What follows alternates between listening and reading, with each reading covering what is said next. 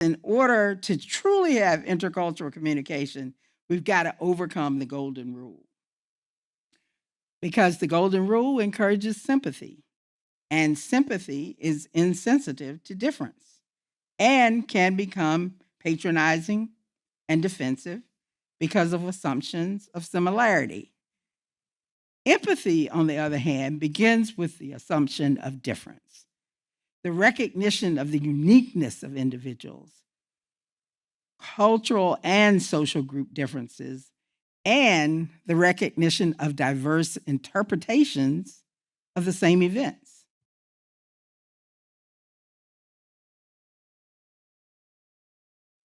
I am honored to introduce our speaker for the Spring 2025 Lowell Lecture, Dr. Marcia Y. Riggs.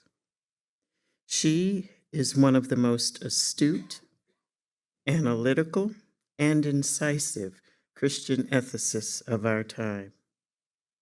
When she applies her expertise as a womanist thinker, she opens up possibilities while addressing the sometimes grim realities of our time.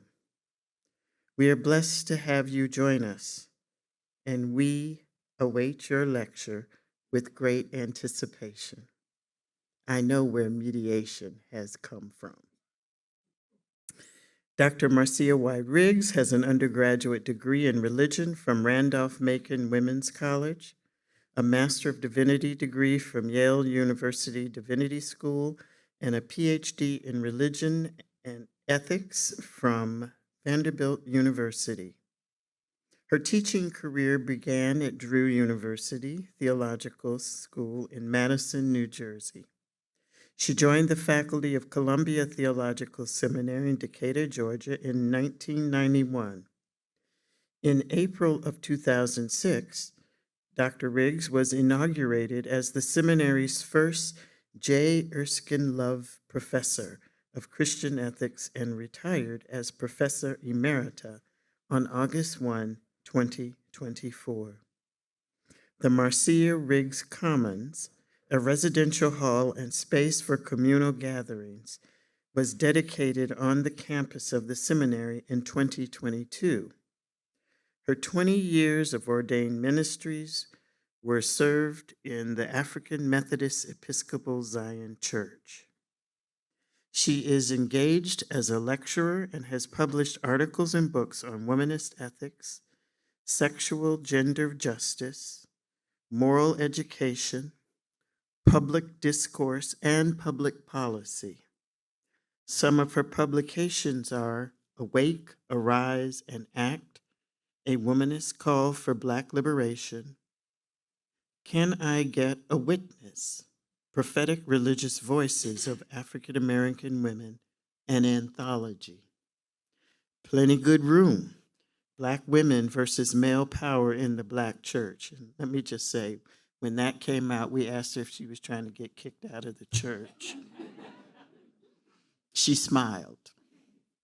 And she is co-editor of Ethics That Matters, African, Caribbean, and African American Sources.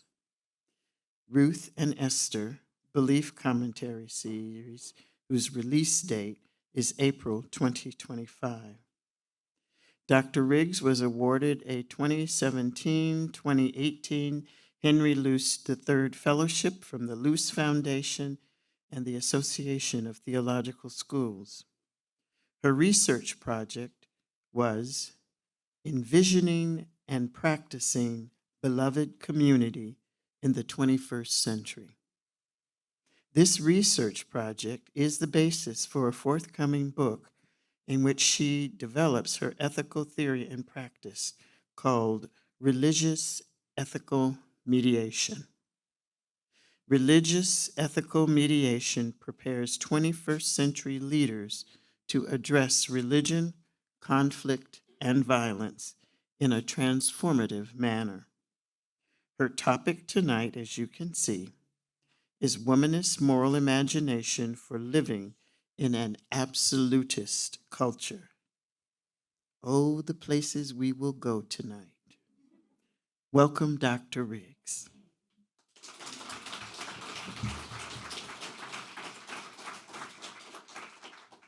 This is my first time out after a year recovering, well, continuing to recover from a fall. So, hopefully, all will go well.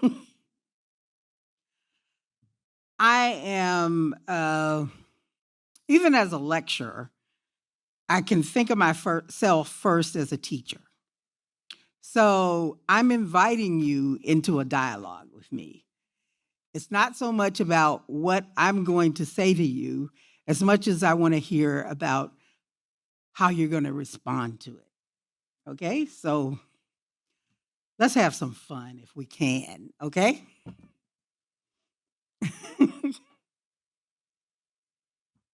I know no one wants to hear about September 11th anymore, but I think it's the prelude to this moment that we find ourselves standing in. And this particular quote from the book Encountering Nationalism, I think, is a good place for me to at least begin. And it reads, "The crisis of September 11th revealed the force of nationalism in the United States in various ways. Political leaders urged people to come together as Americans to do their part in this war against terrorism.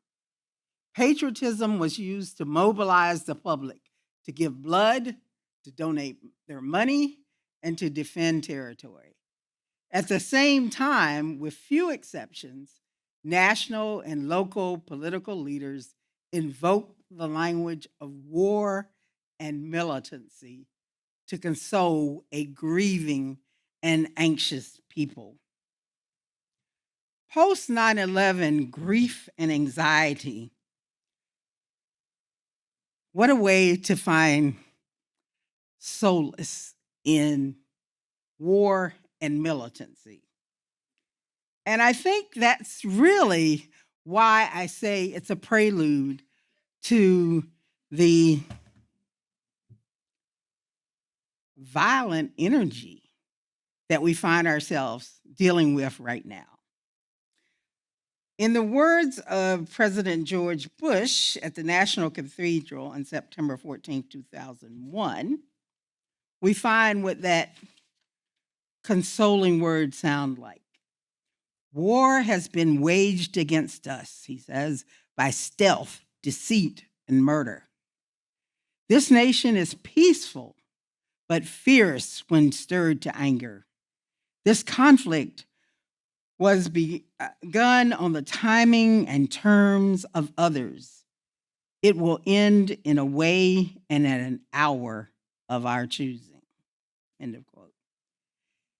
President Bush's remarks signify an absolutist point of view that is focused on us versus them, and in particular, good versus evil. And us against them because they are evil and we are good. So the first kind of absolutist, the way in which this absolutist culture sort of gets its life is by focusing outward in anger and fear. Then in 2012, the Pew Research Center published a report entitled Partisan Polarization Surges in Bush-Obama Years. That revealed the political divide during the Bush-Obama years increased more dramatically than the division of U.S. society based on race, gender, class, and education differences. In fact, by 2017, the Pew's political typology report revealed a kind of continuum of partisanship. But it was a continuum anchored by core conservatives on the right and solid liberals on the left as extreme poles. The absolutist point of view of being extremely different from one another turned inward.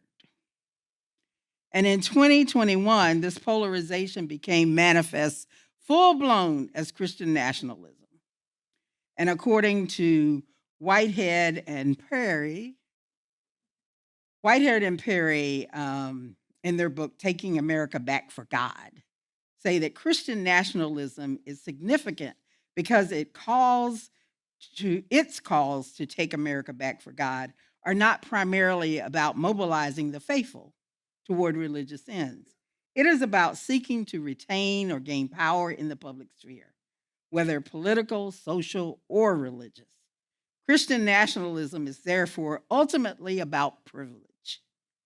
Christian nationalism is used to defend against shifts in the culture toward equality for groups that have historically lacked access to the levers of power: women, sexual, racial, ethnic, and religious minorities, end quote. The attack on the U.S. Capitol by Trump supporters on January 6, 2021, revealed, if we didn't know, the depth of Christian nationalism, as it offered to all Americans and to the world a visual display of the divisive and polarized United States. There was a collision of the fear and anger of many Americans that the United States is under attack, an outward attack, and that the United States was headed in the wrong direction. We experience now, at this moment, fear and anger taking control in the White House, as the executive orders of President Trump and the actions of the Department of Government Efficiency dismantle departments and reconfigure agencies that were at least attempting to keep the pillars of our democratic way of life in place for we, the people. Because some of us have always, however, been marginalized members of we, the people, we were not surprised to hear the following declarations from the president's recent speech to a joint session of Congress. And I quote, "We have ended the tyranny of so-called diversity, equity, and inclusion policies, and our country will be woke no longer.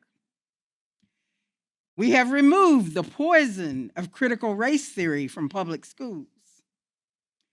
And finally, he says, "I have signed an order making the official policy of the United States government that there are only two genders, male and female."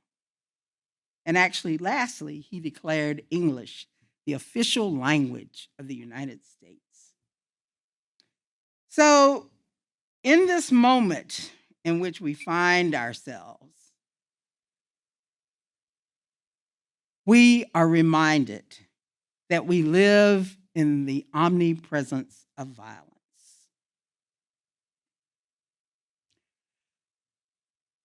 And this violence happens in all kinds of places.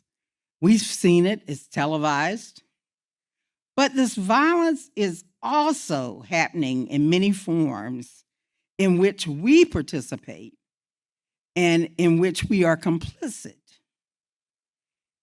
And that violence may be psychological or spiritual, and we often aren't fully aware of the violence we participate in. This is the case because violence happens during our daily interactions with one another. The ways that we daily disrespect, silence, marginalize, objectify, and fear the other are all part of the omnipresence of violence. To speak of the omnipresence of violence is to remind us that violence is not only televised events, nor is it episodic.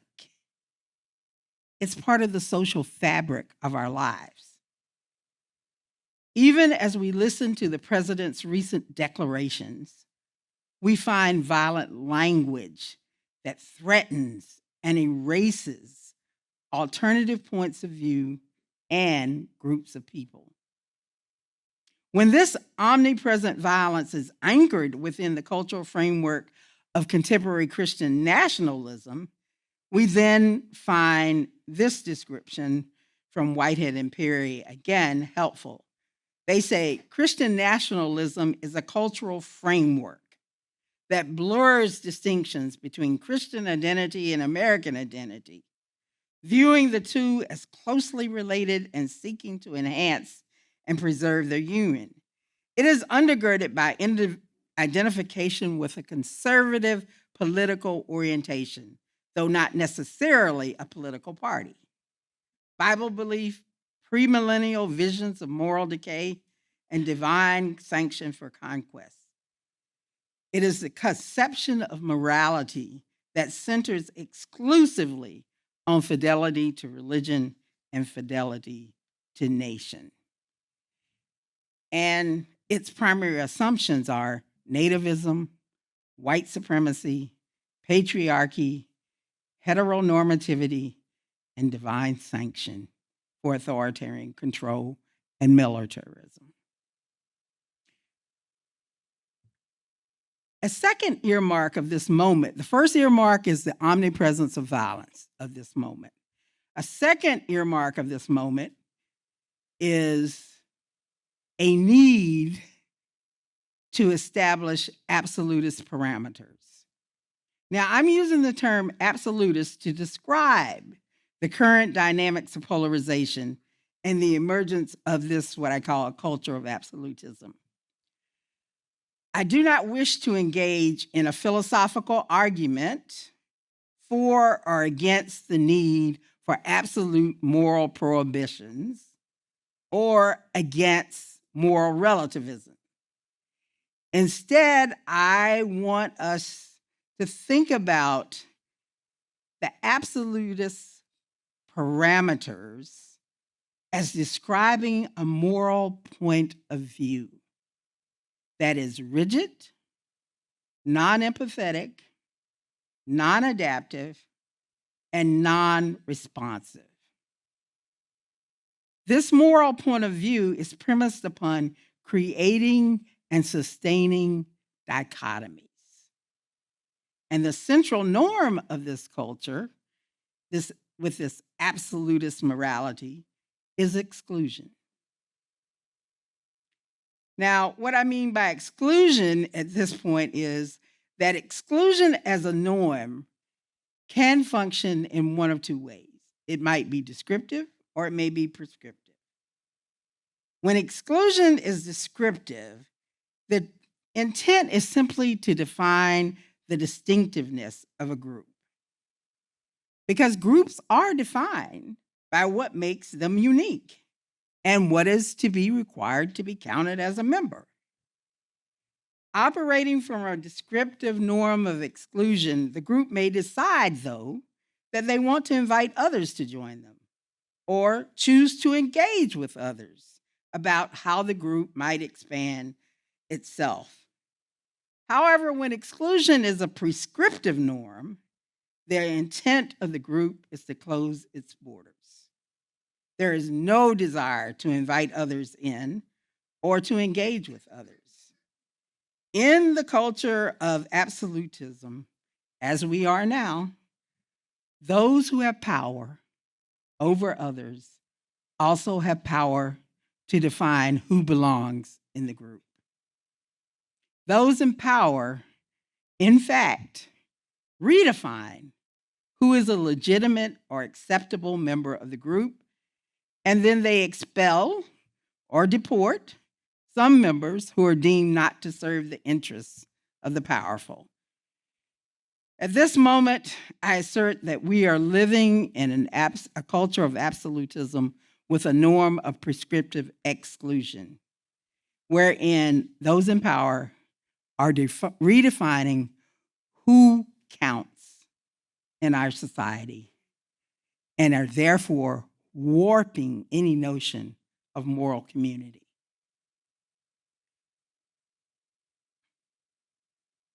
So, how do I want to interface with this culture of absolutism? Since I'm a womanist, I decided womanist moral imagination is the way to go. And I start with womanist liberation. First, a word from Anna Julia Cooper, A Voice from the South, 1892.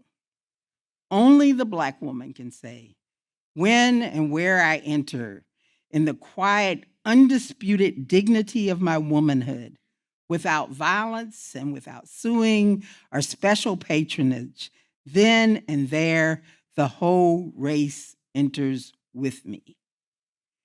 This quote by Anna Julia Cooper points to what's at the heart of womanist liberation ethics.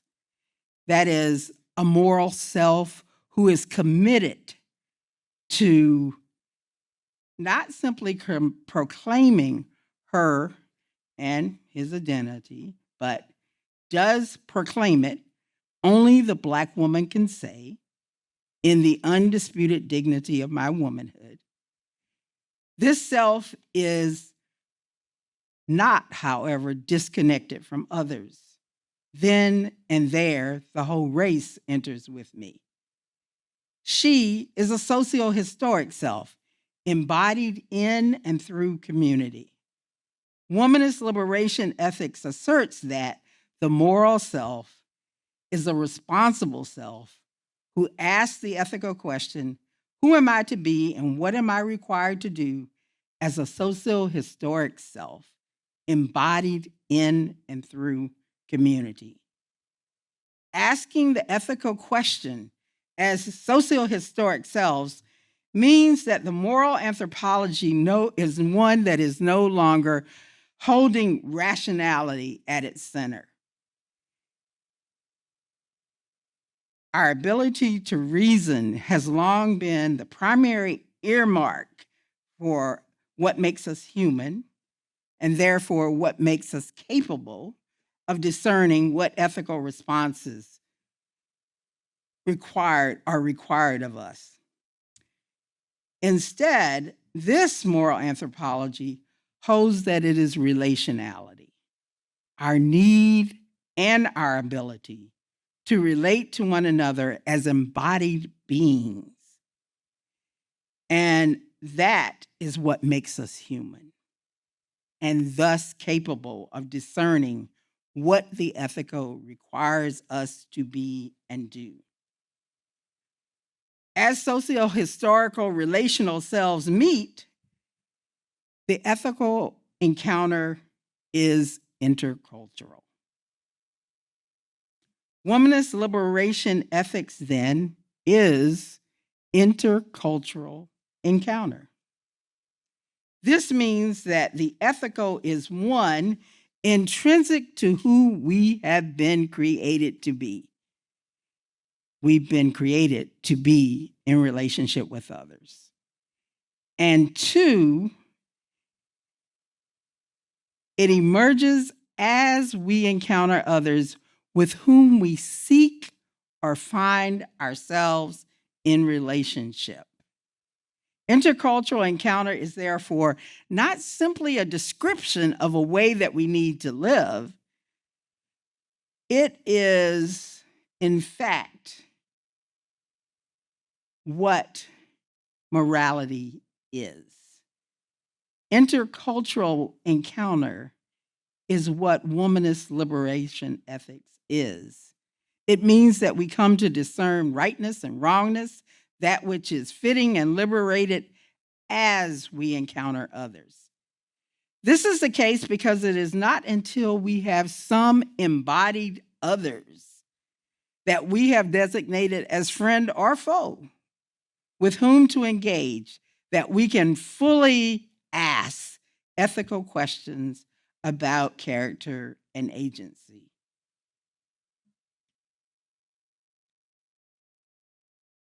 So, womanist liberation ethics is constructed in the experience of intercultural encounter.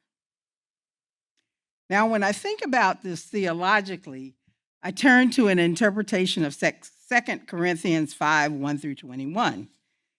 Theologically, womanist liberation ethics is driven by interpretations of the Imago Dei, of the ministry of reconciliation, and the Spirit of God.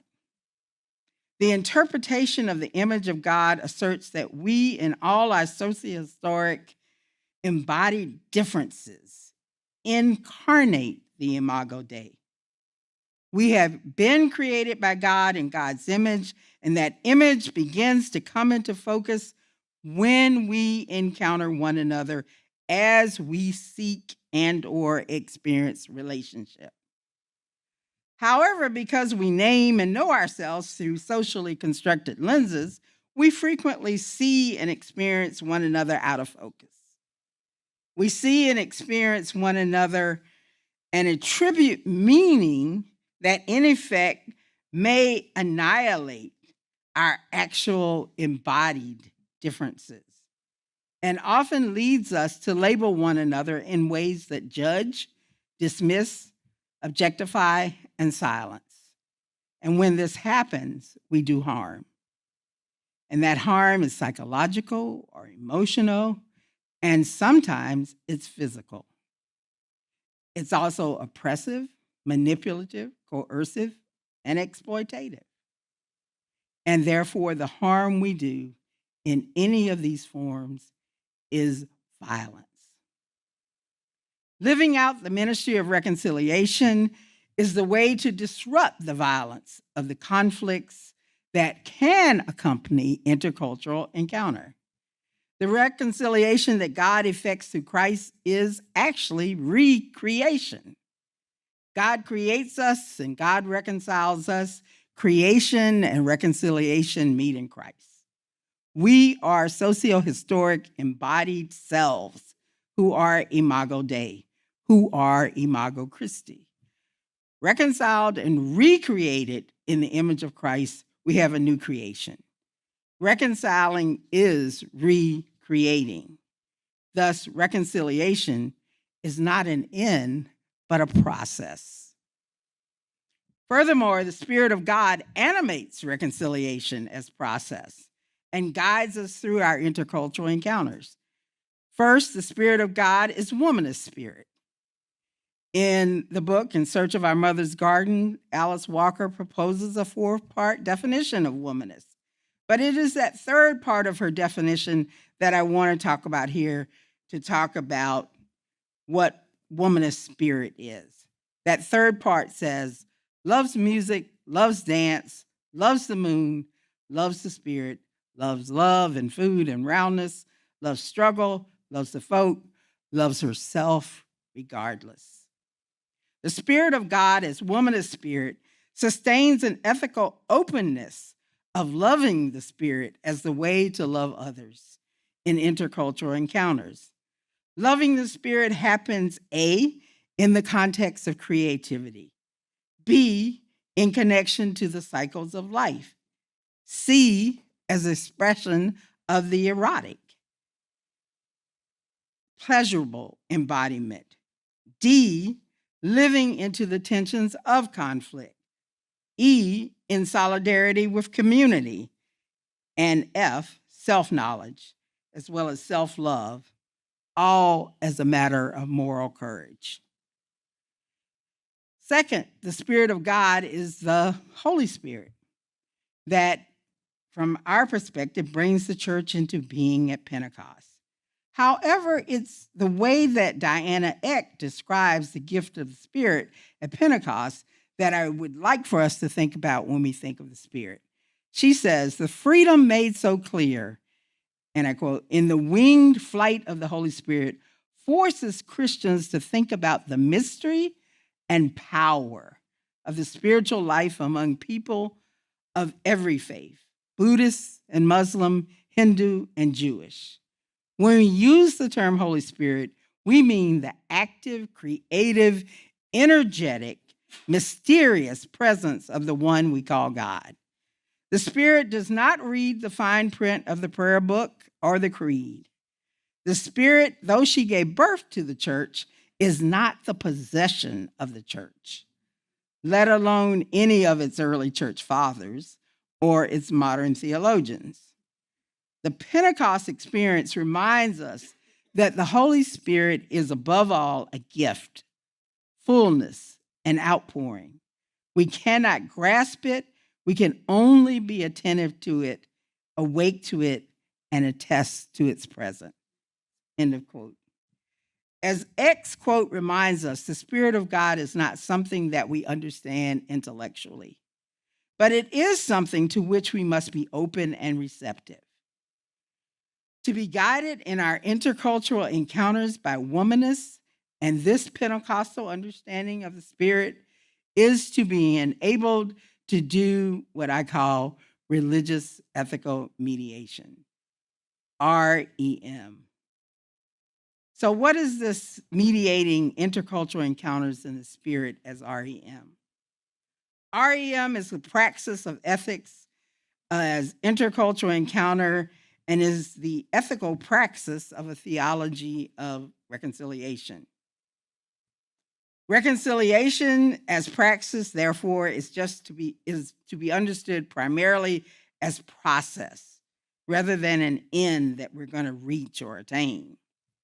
REM is about mediating the tensions, the conflicts of living with others with respect to that which is one, religious, meaning that which gives our and others' lives ultimate meaning, from which our and their morality derive.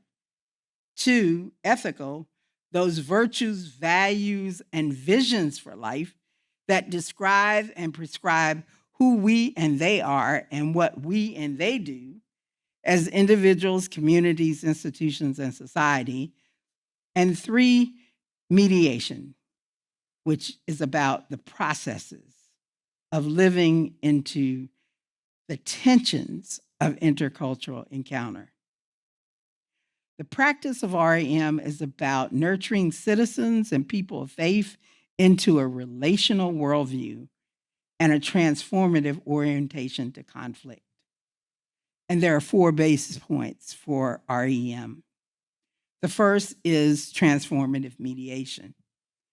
And Robert Bush and Joseph Folger, in their book, The Promise of Mediation, Responding to Conflict Through Empowerment and Recognition, make clear that transformative mediation is a process, that has unique potential for transforming people and engendering moral growth.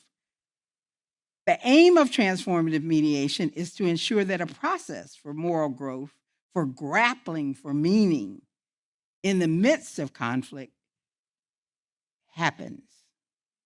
It's not about, have we managed the conflict? Is the conflict over?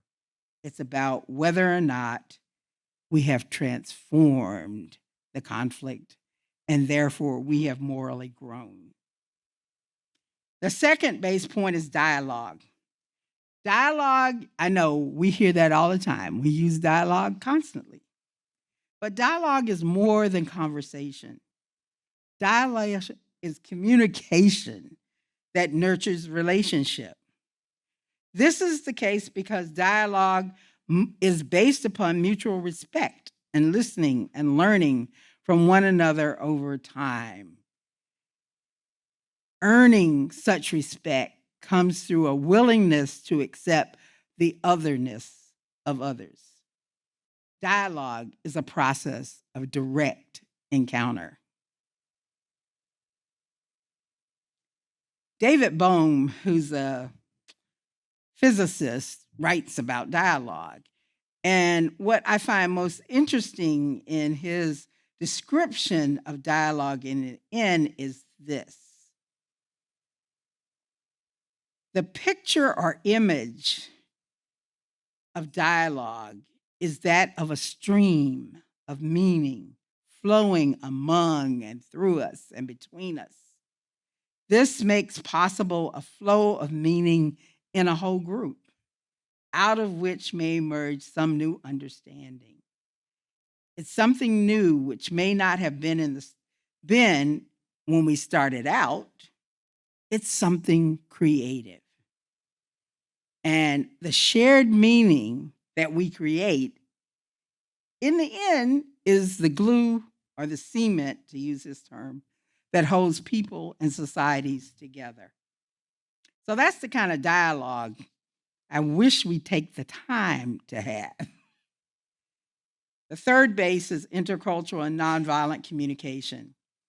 And the one intercultural communication specialist asserts in order to truly have intercultural communication, we've got to overcome the golden rule. Because the golden rule encourages sympathy, and sympathy is insensitive to difference and can become patronizing and defensive because of assumptions of similarity. Empathy, on the other hand, begins with the assumption of difference, the recognition of the uniqueness of individuals, cultural and social group differences, and the recognition of diverse interpretations of the same events. Furthermore, there's an assumption of multiple reality, that we are each individually and as groups creating reality through the construction of narratives about our experiences and our events. In effect, empathy as intercultural communication is intellectual and imaginative participation in the experience of the other from the perspective of the other, rather than assume that I can understand your experience because it is like mine. I assume that if I am to understand anything about your experience, I must assume that we are different and respect the difference. So the fourth base point is, I'm going to speed this up because I know it's getting late, is moral imagination. And of course, turning to John Paul Lederach, who is the theorist and the practitioner of conflict transformation, that's where we get the definition of moral imagination that I play with and I'm inviting you to play with. His understanding of conflict is that it is a normal and continuous dynamic within human relationships. So again, we want to transform it. We don't want to run from it, for goodness sake, or we don't want to manage it. And so in order to think about conflict in this way as transformative, he says we have to have a notion of moral imagination. And that means the capacity to imagine something rooted in the challenges of the real world, yet capable of giving birth to that which does not yet exist. So when we engage one another as religious ethical mediators, moral community emerges in spaces where there's transformative mediation, dialogue, intercultural communication, and moral imagination. And I use the term space rather than place because it is in moral community as place where an understanding of orthodoxy goes unquestioned, where an ideal becomes a capital ideal, and where tradition always has a capital T. And we become fixated upon it, and things become rigidly authoritative. In moral community as space, living together is dialogical interpretive processing of the conflicts of intercultural encounter. Moral community as space is simultaneously a space of the omnipresence of God's justice and the omnipresence of violence. This space is simultaneously filled both with the energies of the Spirit of God and energies of conflict. When we enter that space as a religious ethical mediator, we direct the energies toward creative, generative purposes that allow the ethical to emerge rather than have energies of conflict that are just fomenting destructive purposes and therefore violence. So this is the definition of moral community that I'm working with. But as I said, moral community is something we create, and it's a space we create. So according to Spohn, moral community refers to the network of those whom we recognize an ethical connection through the demands of justice, the bonds of compassion, and a sense of obligation. Justice, compassion, obligation. When morality is driven by partisan polarization, the complex interrelationship of fear and anger destroys our ability to have this sense of moral community with others. And it does so primarily because there are two kinds of fear at work. One is fear and anger concerned with loss of power, loss of status, loss of privilege. And two, fear and anger concerned with devaluation, fear of being dismissed, objectified, or misperceived. Practicing religious ethical mediation requires that each individual and or social group must be engaged in processes of self-criticism and mutual criticism. Everyone in everyone's group must ask themselves about how they're living along three moral axes. One, the ethical axis, which is where are you along the moral ethical axis from complicity to accountability to responsibility? Where are you along the theological axes from confession to forgiveness to proclamation? And three, where are you along the social justice axis? From that which is corrective to that which is compensatory to that which is distributive. Here's graphically what REM looks like.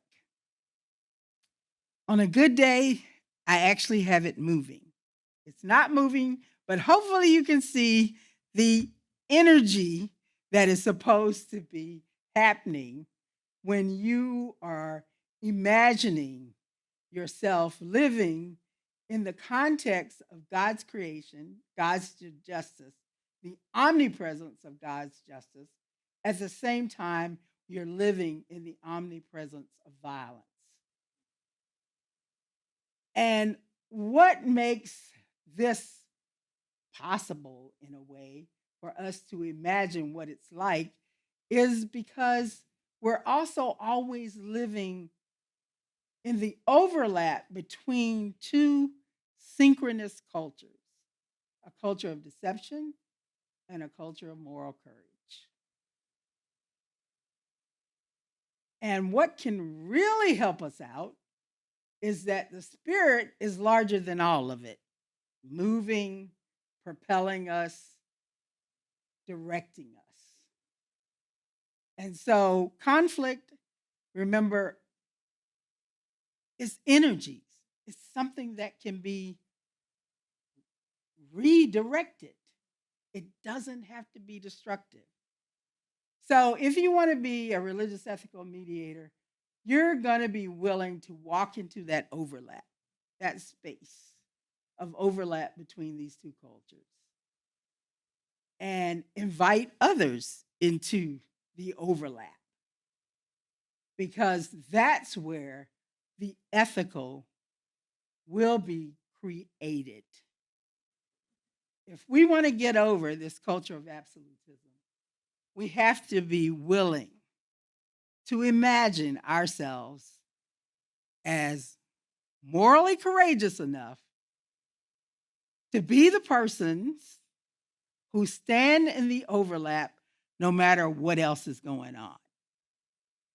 Often when I try to teach this material, well, when I was teaching this in class, there's always the question, Well, what if the other people don't want to?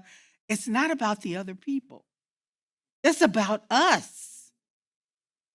You know, when are we going to make some commitments to live in that courageous space and see the ethical emerge? REM asserts, and this will be the final thing I say, that moral community is constructed through intercultural encounters in which we acknowledge A, the particularity of our differences. That means we recognize and honor the moral relevance of embodiment. B, we acknowledge the contextuality, the site of our encounters. So, sometimes we really need to think about micro context. We're ready to talk about how we're going to change the world. But what's going on in your school here? I spent my last years at Columbia as the ombudsperson, trying to help practice REM and invite others into that overlapping space. It's interesting, y'all. It really is. And we have to remember, C, the historicity of our encounters, that our encounters emerge in relation to a past, a present, and a future. And lastly, we have to remember that we all have biases, and the biases of our interpretations are what we must dialogically engage. As moral community emerges, we, each individual and groups, must remain committed to our different confessions and professions, but without being absolutists or universalizing about them.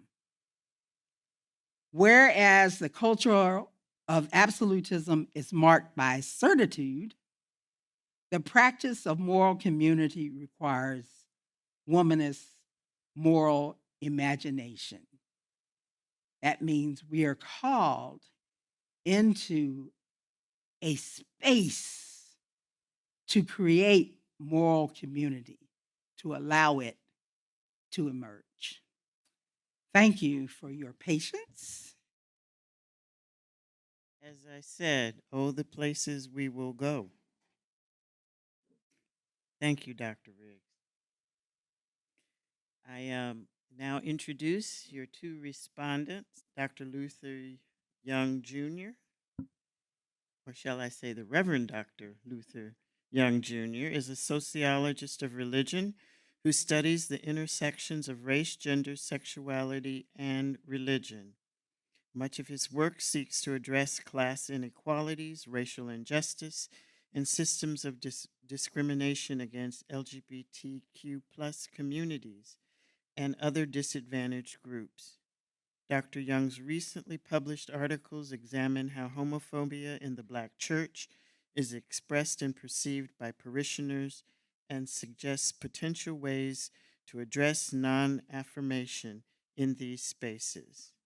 Dr. Young's forthcoming work, tentatively entitled The Silent Contract, further illuminates the complex relationship between Black sexual minorities and Christianity and theorizes potential pathways forward. In addition to his research, Dr. Young is an ordained Disciples of Christ minister and serves as council moderator of the Disciples LGBTQ Plus Alliance. He is the pastor of worship and spiritual formation at Lighthouse Church of Chicago and is involved with various councils, committees, and community organizations dedicated to anti-racism, justice, and equity. Our second respondent is Pastor LaRonda Barnes, who is the founding pastor of Affirmation Church, a church without walls, and a fourth-year student at Boston University School of Theology, where she is pursuing a PhD in practical theology with a concentration in homiletics and a certificate in spirituality studies. Pastor LaRonda is a graduate of Emory University's Candler School of Theology, where she received her Master of Divinity degree and a second-level Master of Theology degree. She also holds a Bachelor of Arts in English from the University of Akron, a Master of Arts in Journalism from the University of Michigan, a Master of Arts in Practical Theology from Columbia Theological Seminary in Atlanta, and a Juris Doctor from Yale Law School. Her academic writing interests include homiletics, spirituality studies, critical animal studies, and womanist Christology. Her most recent publications are Menstrual Blood and the Blood of Christ, Streams of Strength, Vulnerability, and New Life in Black Theology, and A Particular Oneing, Zilpha Elah as a Model for a 21st Century Womanist Contemplative Homiletic, in a special edition of Homiletic, for which she also served as guest co-editor.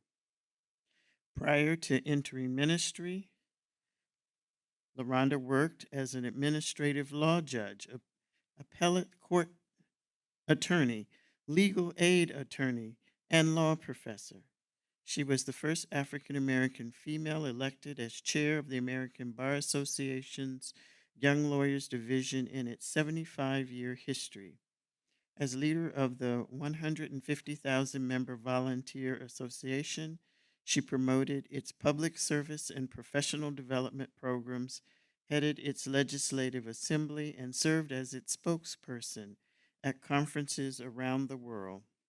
LaRonda is an avid traveler and a nature and animal lover who enjoys taking walks, reading, singing, and playing the flute. I leave it now to the two of you to respond, and then after that, I will open the floor for Q&A. We should have rocked paper scissors beforehand. Well, good evening, and thank you, Dr. Riggs, for this enlightening conversation starter for us tonight.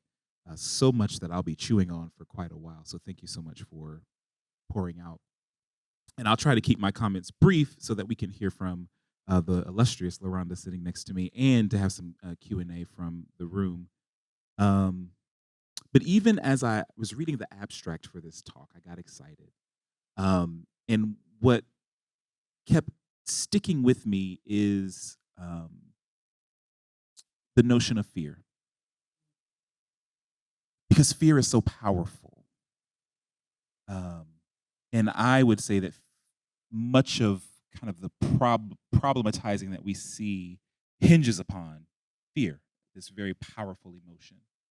And I was reminded of a book by Christopher Bader and colleagues entitled Fear Itself, The Causes and Consequences of Fear in America.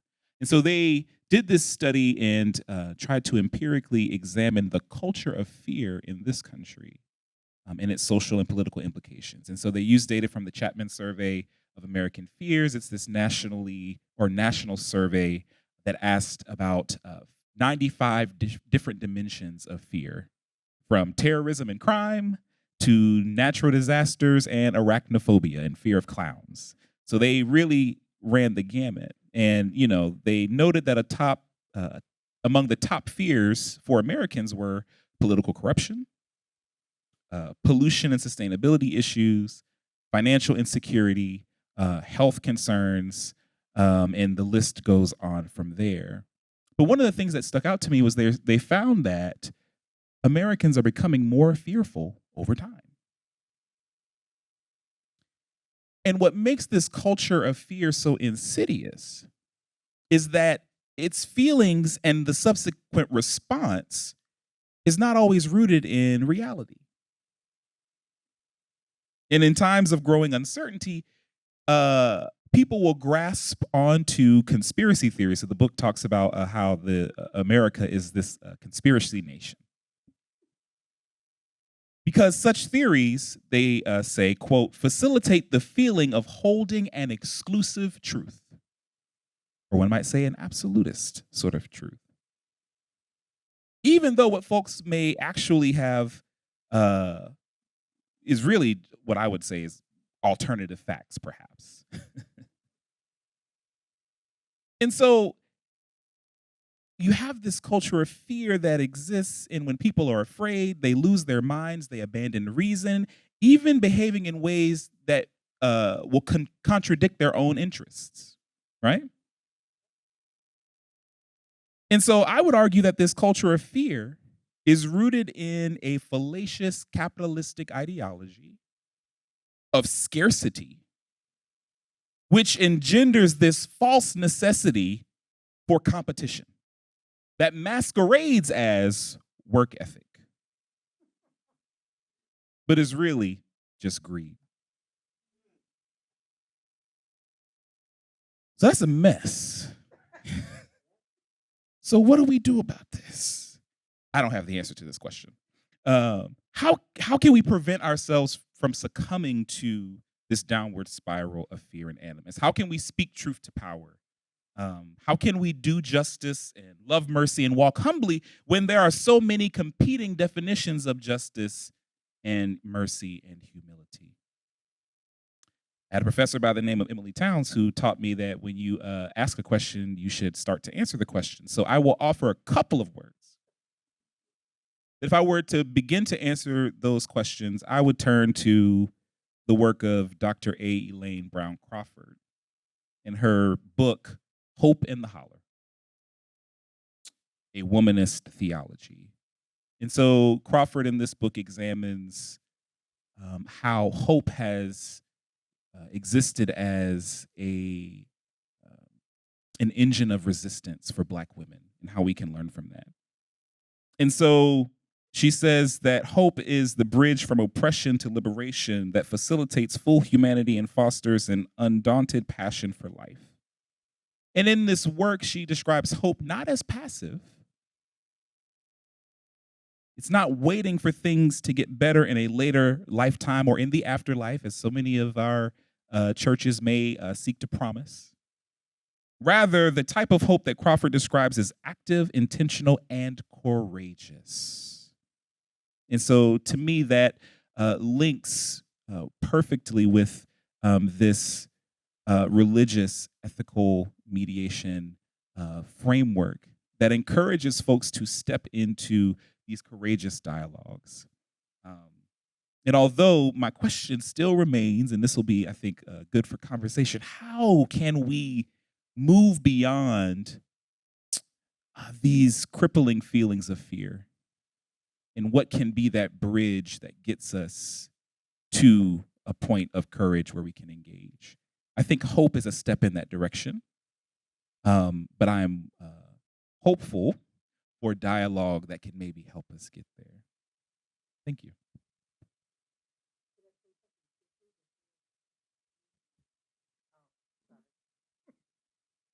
Is that because you're recording?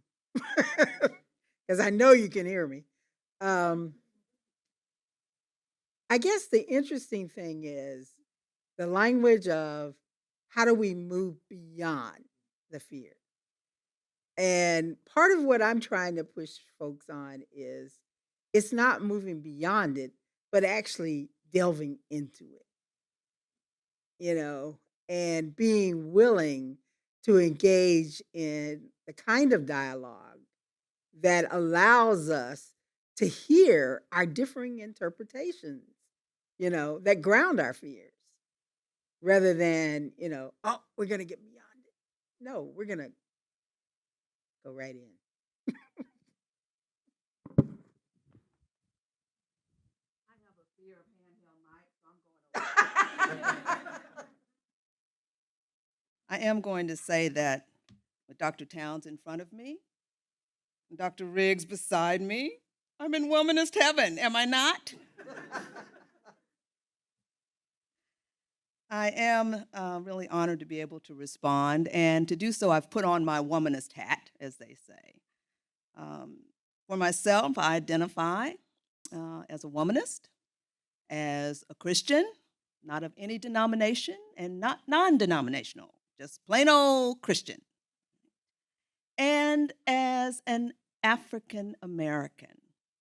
And I say that with hesitancy because, especially since around 2020, when I had time to sit by myself and think about things, um, I have difficulty with that American part. So I have looked much more to Africa and to studying languages and cultures in Africa, because there is a realization that our womanist scholars teach us, and our history, when we look especially at 19th century African American women like Zilpha Elaw, um, that no matter what we do or how many degrees we have or what we wear or where we live, this country just does not care.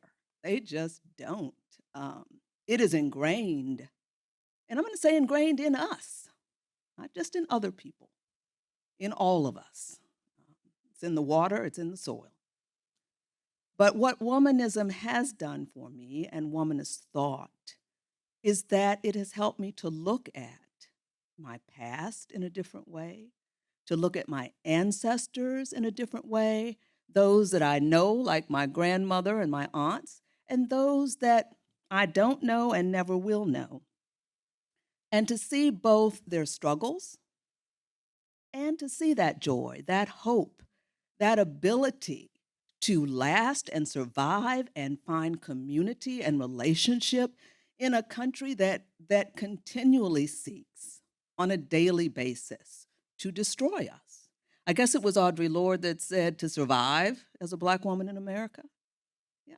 You've done something. You've accomplished something major. And part of that is also something that has opened for me of wanting others to look into their ancestry and to use that knowledge not as something to be ashamed of in the quest for the American dream, but to use it as something both to guide us as to who we are and to help us share our stories in ways that we can reach into that middle space and live into the tension and into the fear and have those discussions. And so my kind of questions I'm going to put out for Dr. Riggs and Dr. Towns, excuse me, because I'm not going to start answering them. I'm just going to put them out there. All right. Uh-oh. Uh-oh. With the womanist hermeneutic that you are proposing, based on this experience of African American women, how do we recognize the particularities and not fear the connections, the inspirations, and comparisons that arise from our own experiences and the particularities of our own history and ancestry? You quoted Walker's definition of womanism, part of it. Another part of it, from part 2, she says that a womanist is committed to survival and wholeness of entire people, not a separatist, except periodically for health. Traditionally, a universalist, as in, Mama, why are we brown, pink, and yellow, and our cousins are white, beige, and black? Answer, well, the colored race is just like a flower garden, with every color flower represented. And I would submit that here at STH, we're very similar to that flower garden. People of all ethnicities, of growing international community that brings a lot of different ways of being and speaking and engaging in the world. And often students from other schools, especially the law school, who come over here seeking something that's spiritual that they can take back when they speak of discernment and vocation. And so I ask you, in the midst of that garden, and bringing all the ancestral heritage and experience together. How do we go into the classroom space and share those stories, bring those stories into the space in our particularity without not only causing pushback, but causing pushback in a way that we then no longer share stories, where it becomes not, and we say a lot, safe space, and I'm a person who believes that in many ways we have to create our own safe space. We walk in it, just as we walk in the fear. Right? But I also think that it is difficult many times to say, okay, I'll share my story, especially as a marginalized person, right? Whether that's a womanist, whether that's a feminist, and then someone else want to share their story and they get a pushback, right? You don't know that experience. Your experience isn't as traumatic as my experience. Your experience doesn't speak to the US, your experience speaks to something else. And the conversation tends to shut down right there. It's like we just aren't gonna go there because we wanna be beloved community and we don't wanna cause too much disruption. And so for you, I would like your wisdom to us is when those things arise, and especially I'd say for the students, how as a student what do you recommend to come back, whether it's in that class or the next class or after class? What's the recommendation so that people continue to share the stories that we need in the space? And the other question arises from the spirit, which you spoke of that definition of Walker, loves the spirit. And in an academic context, especially where we have a myriad of views of what spirit is, and especially at STH, I think we range the gamut from not only from very conservative Christians, progressive Christians, but people of other faiths, people of no faith, people who see spirit, prayer, all those words very, very differently. How do we bring that spirit into the space? And especially, not only in our spirituality classes, but especially in the classes that aren't spirituality classes, where there may be a pushback because this is academic space and we don't do spirit in academic space, right? So those are my two questions for you, and I will leave that as we move towards the Q&A.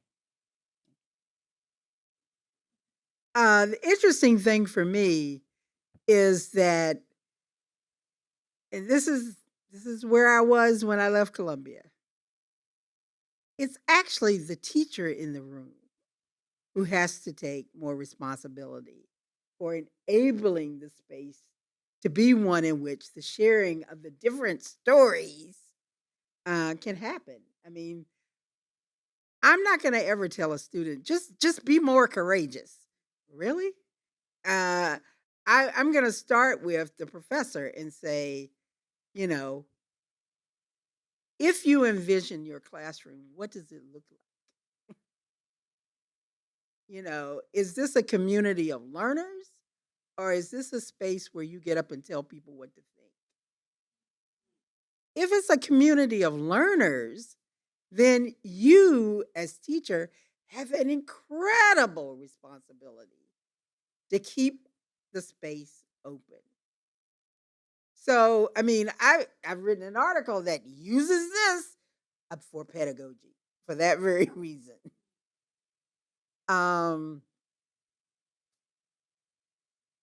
It's all about also having done training in conflict transformation and mediation. One of the things we have to do is also learn how to reframe what it is we want to see happen. So by that I mean a professor who says, I really want everybody to share their stories. But I'm like, okay, I actually had this happen while I was ombudsperson. A student came to me because she said, we've all written stories and we're supposed to share them. And the professor let someone get up and share a story that was incredibly homophobic and never said a word. So I said, well, what do you want to do? You want me to go with you to have a conversation with that professor? And at first she looked at me like, really? We can do that? I said, yeah, I think we have to do that. And so I set up a dialogue. And I mean, the colleague, and I'm just going to be honest, the colleague was this young white dude who looked at me like, oh, you're coming with the student for us to have a conversation about what happened in that classroom. Yeah, let's do it. And it was interesting that somehow he was missing that everybody else was uncomfortable with the story that had been shared. He was like, this person met the assignment. I'm like, really? You didn't notice the people squirming and, some people even leaving the room because the student said, by the end of the class, did you notice there were only like 3 of us? And until teachers can become mediators of the space of learning, it's always going to break down. So I know that's not satisfactory, but that's the bottom line is teachers have got to think about what does it mean to enter this space I call a classroom. I tell people the first thing I know there's already energies for conflict in the room. Let's accept that. They're there.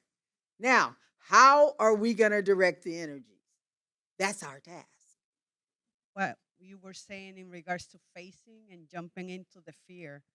One of the things that I do with my clients is you have to feel the emotion, the feelings, you have to deal with them, and eventually you will reach healing. So facing your fears and facing what's coming at you instead of resisting, because if you resist it, it's going to persist. Right. So we have to deal with it. So total agreement with you. Thank you. Thank you. Thank you, Dr. Riggs. I have a question on moral courage and the culture of deception. Can you share instances when moral courage is not appropriate, where there's like a pervasiveness of moral courage, and sometimes people capitalize on that to kind of dominate the space? And a culture of deception, when is it healthy to kind of embrace that culture of deception so that you can lean into those challenging discussions around the ethical? Mm.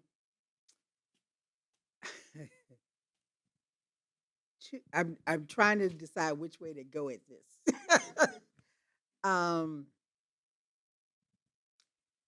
Because when people are overly morally courageous, if that's what I heard you say, it's usually, and I'm trying to remember this guy that I read an article by, who basically talked about the fact that um, they're no longer morally courageous. They're performing. Performing is not the same thing.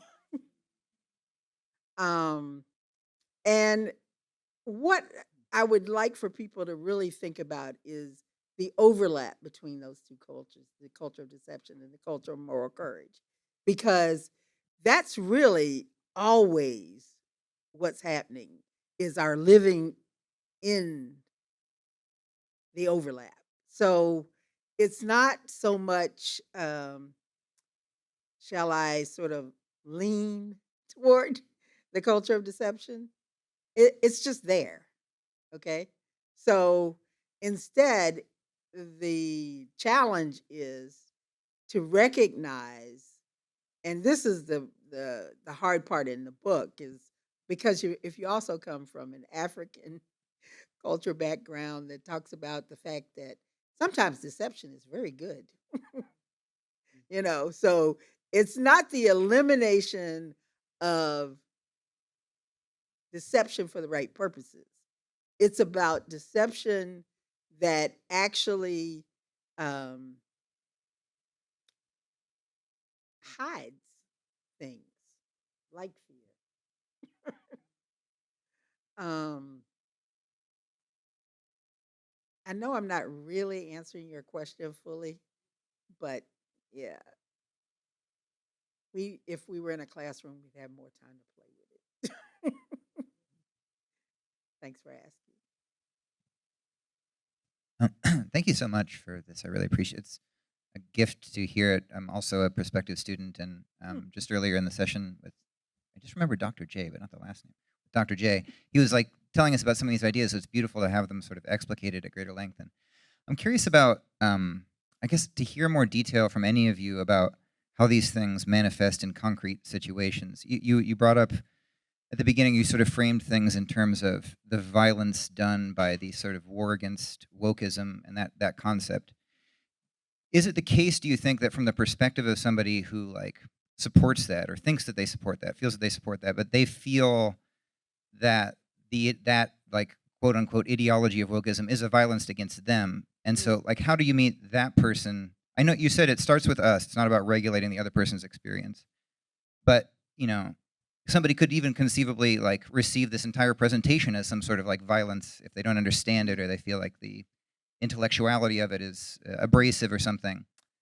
How do we bring this kind of ethical mediation precisely into the spaces of conflict that we're encountering, or even framing it in terms of like the story about that professor who failed in that situation? Like, what would have been the way to respond to somebody's homophobic story, who is telling that story because that's how they're fulfilling that assignment? Like that's the narrative that rises to their heart and their embodied situationality.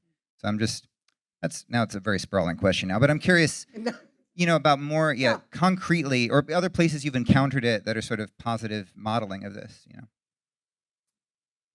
Well, I'm still working on helping other people positively model it, as you say, because I have been accused before, uh, because of this model, that I'm trying to force folks into a particular way of thinking. When the model is there to give you an opportunity to think about how it is that you might um, hold your position, but not have to quiet someone else in order to have your position. And it's work. I mean, it just is. And I wish I had an easy way. Um, I'm still trying to work on a training module for REM. And I keep telling people there's just not a 1, 2, 3. I wish there were. Actually, I don't. I want to keep it messy. um, yours is another one that we would need more time to talk through. One more question? Yeah, one more question. I just wonder if we know, is there a date that this book is going to drop? Well, now that I'm finally retired, I think I can actually get it done, finished. But I still can't give you an exact date. All right.